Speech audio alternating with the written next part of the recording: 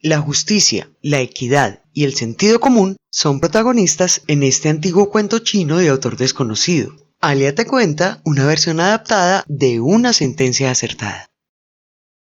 Hace mucho tiempo había en China un viejo cortesano muy respetado y adinerado, que tenía 2 hijos. Al morir, empezó una violenta disputa entre los hermanos por la herencia. Olvidando por completo el vínculo que los unía, el buen nombre de su familia y el honor, cada uno quería llevarse la mejor parte del patrimonio.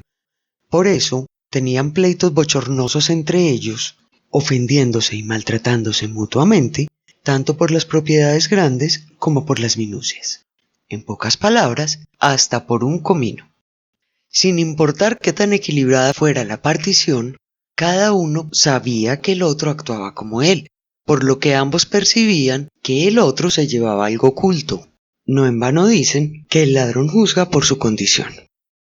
La disputa entre los dos llegó a tan malos términos que tuvieron que pedir el arbitraje del tribunal, pero los jueces encontraban que se trataba de un reparto equitativo, por lo que no podían fallar en favor de ninguno.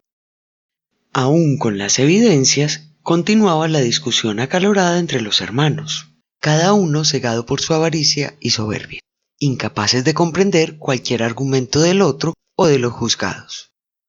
Mientras tanto, iban atiborrando los tribunales con nuevas y contundentes pruebas que, por supuesto, no llevaban a nada. Incapaces de poner fin a una pugna tan absurda, el tribunal le envió el caso al mismísimo emperador. El soberano tampoco encontró ningún favorecimiento en el reparto, y no hallaba el modo de dar fin a un conflicto tan desproporcionado como irracional. Entonces intervino el sabio primer ministro, solicitándole al emperador su autorización para resolver el caso, la cual le fue concedida con mucho agrado. El prudente funcionario citó a los hermanos para el día siguiente. Cuando llegaron, el ministro, sin molestarse en consultar los papeles del caso amontonados sobre su escritorio, les preguntó si eran ciertas las acusaciones que hacían. Los dos respondieron al tiempo que sí lo eran.